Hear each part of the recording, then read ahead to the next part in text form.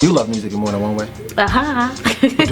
Thank you. What is it like working with Stevie J? Did he try to jostle in you? He did not. That's so neither here nor there. You see the shade? That's why I can't. Y'all ready for this? Come on, ladies, get up out your seats. My divas, where my girls at? Alright. See, he's my property, and any girl that touch, I might hold your blood.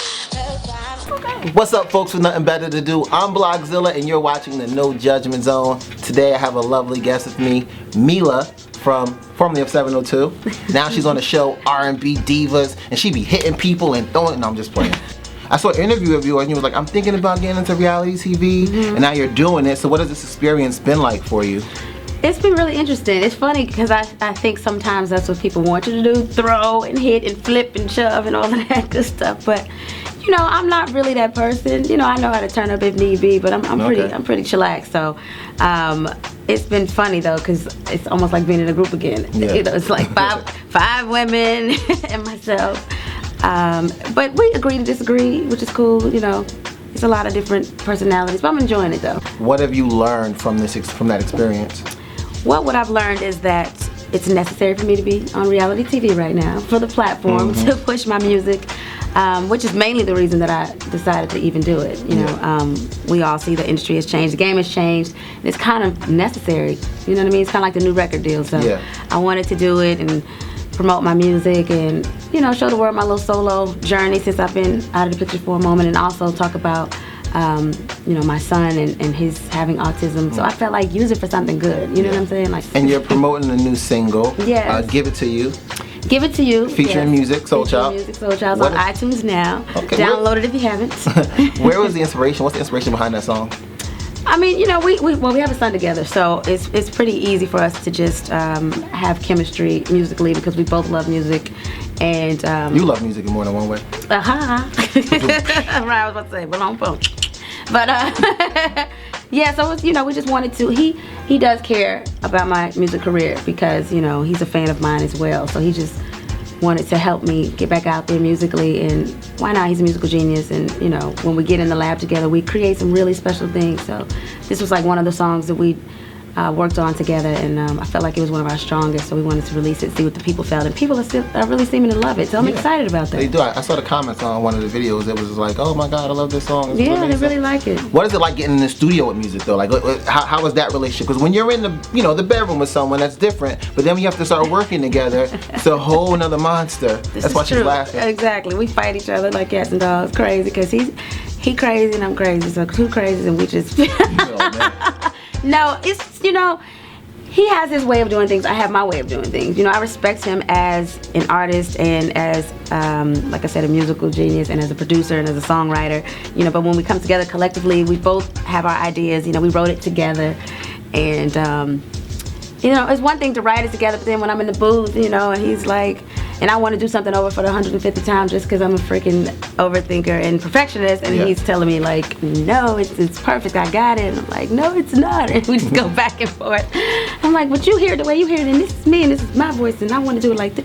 Yeah, so we just be fighting like old friends, but it's good though. So now, speaking of reality shows and music, you also have a song that was produced by Stevie J called I Should Let You Go. Yeah. That one's pretty cool too. Thank you. What is it like working with Stevie J? Did he try to jostle in you? He did not, because me and Stevie J go way back, like Cracker Jack, so he knew. He was cool though. He's always been like just a brother. Yeah. You know what I mean? And it was cool. It was, you know, what people don't know about Stevie is he's really, really a dope producer, and the dude is so talented and can play like 1,000 instruments.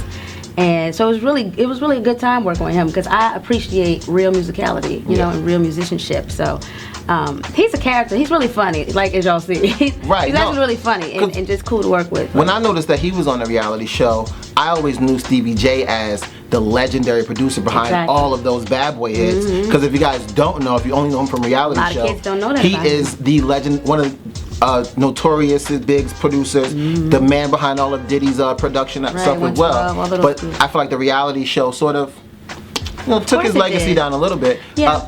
Are you scared of that? Because you guys have some hits as well. Well, I'm not afraid of it because, you know, I'm making sure that the focus and attention does not get taken away. That's why you're not gonna see me throwing bottles and you're not gonna see me acting a fool, because it's quick to focus on that stuff. You know, am I human and do I get tested and want to, you know, sometimes wild out? Of course, we all do, but I want to be smart about this. I've been going a long time. I can't not use this platform and do it right. You know what I mean? Like, I'm not on here to be the next big reality star. Right. I had a following before I got on as a vocalist, as an artist, and I want to, you know, maintain that. I want to still be respected as somebody that can sing in real life and that has and makes enjoyable music. Yeah. So that's what I'm focused on. So let's go back. I want to know, because I was watching some of the old videos, and we were talking about this a little bit on camera. You're not on My Favorite, Subway, featuring 702, these little games you play. I'm not. How did you get involved into the group in the first place? Well, they were already established as a family group. You know, it was like 3 sisters and a friend, and I think they'd kind of been in the studio working on an album, but they hadn't completed a 702 album, so they were able to. Because there was 4 of them. It was 4 before. And one of them looked like the little girl from the R. Kelly sex tape. Just saying. Huh? She looked just like her. I don't know. Anyway, so the video looked just like her. That's so neither here nor there. You see the shade? That's why I can't. She did. I'm just anyway, so yeah, they. I think Michael Bivins just wanted to kind of remix the group and bring in some more lead singers to help the lead singer that was at the time that sang on Your Favorite Song, This Little Game. I think he just wanted to bring somebody else in to kind of help her out, help her share the load.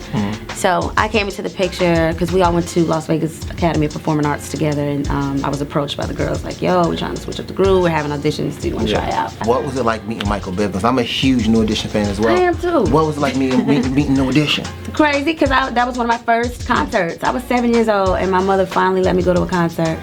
And it was New Edition. And I was like, and this was in Vegas, and I felt so crazy that years later I ended up signing to this dude, touring with this dude, you know, and we played the same arena that when I, you know, where I saw him first at the age of 7. Like, we toured with him, our first album, and I was just like, yo, this is a really freaking full circle moment. Yeah. What was that final discussion like when you guys decided to break up and go your separate ways? What was the final argument or the final debate like? I don't even know if it was, if there ever really was a finality. Well, initially, this was after the Where My Girls At album, the second album, which was, 702, self-titled.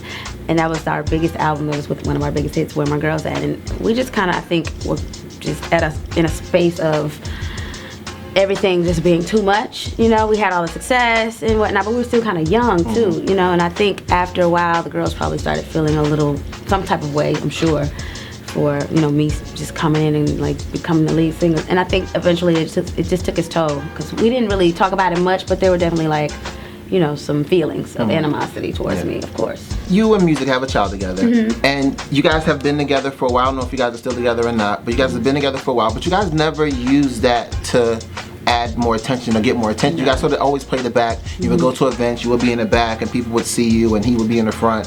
Why did you guys decide to keep your relationship not necessarily private, but just not on Front Street? You know, it really wasn't a concentrated decision. You know, I don't think we really just sat down and was like, okay, so we're not gonna tell nobody. Like, it wasn't one of those things. I was living in LA, and I relocated to Georgia to have our son, and you know, I was just chilling at the crib. Like, I had just had a baby. I hadn't decided what I wanted to do in terms of getting back out there. So, you know, he was touring a lot. He was always gone, and I was just at the crib, you know. So it was just more so a fact of we're just very low-key private people. You know what I mean?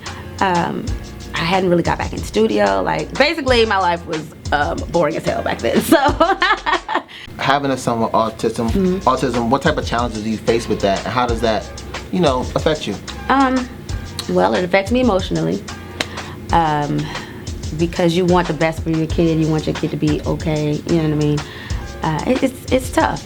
It's definitely tough, because I'm torn a lot of times between, like, should I be, you know, trying to get back out there? Like, should I be still going after my career when I have my son that needs all this attention? So I battle with that as well. But it's, you know, it's definitely a day-to-day journey. He has some developmental delays, some language delays. So having a kid that can't fully communicate with you and tell you what he wants and needs is really hard. Yeah, I can imagine. It's so hard, and it just hurts your little heart when, you know, they just look at you in the eyes and they want to tell you, you know, they want to talk to you, but they really just cannot. You know, a lot of autistic children are nonverbal. Thankfully, Zach is not nonverbal. Like, he talks all day long, but but he's still working on how to learn to formulate complete sentences. So, And you're doing a lot of charity work as well for the cause as well, right? well, yeah, I just started a new foundation, a nonprofit called Proud, Parents Reaching Out to Understand Developmental Delays. I've only had one event thus far, a benefit concert. It was really, really good. I think it actually was just shown on last week's episode of R&B Divas, but unfortunately, for the sake of reality TV, it really wasn't shown in its true light. It was very successful. We had a really good time. It was an awesome turnout. Of course, Zach's dad, Musiq, was there, and Ronnie DeVoe of BBD and New Edition, and his wife Shamari of Black, and RL of Next, and Mike and Q from 112, and some other guests that got on the mic. It was really, really a good time. It was like a 90s jukebox jam session. Right. Like we turned all the way up, and just to see everybody come out and for little old me and my cause, I'm very appreciative. Is there an album coming out? Yes, I'm working on an EP, album, both, all of the above. I'm working on a new album. The objective is to definitely land a deal, with a major situation. I feel like I could do it again. I know people are indifferent these days towards major labels because the game has changed so immensely, but I want that. That's what I come from, you know what I mean? And I'm just excited. I'm excited about it. I'm speaking it into existence. I can't wait to give y'all an album. And I know the fans keep hitting me up like, okay, you gave us a single, we love it, but where's the whole album? Can we get the whole album? I think it's definitely been a long time coming. Timing is everything. Everybody's like, what took so long? But like I said, when 702 disbanded, there wasn't the focus. Like, oh, I don't need y'all. I'm out. I'm going to make a solo record. That's not where I was at. Right. So now it's the perfect time. We haven't been out in what, like 10 years. Well, that's our show. That's our show. I want to thank you for coming by. Thank you for having me. Join us next week. You know what we're going to do next week? What? I am going to get a pair of corduroy skinny jeans made out of corduroys and give them to Rick Ross and tell him that it was from Meelah. But while he's doing that, y'all make sure y'all download my new single, Give It To You, featuring Musiq Soulchild on iTunes now. And follow me on Twitter, Instagram, and Facebook at It's Meelah. Hey, what's up? This is Meelah, and you're watching Global Grind. First record I do on 2 Chainz, Boo. You know what I'm saying? Followed by Riding Around on Getting It. The money I'm going to leave for Ask for a White Girl. What's wrong with that? And she will leave you, I'm sure, for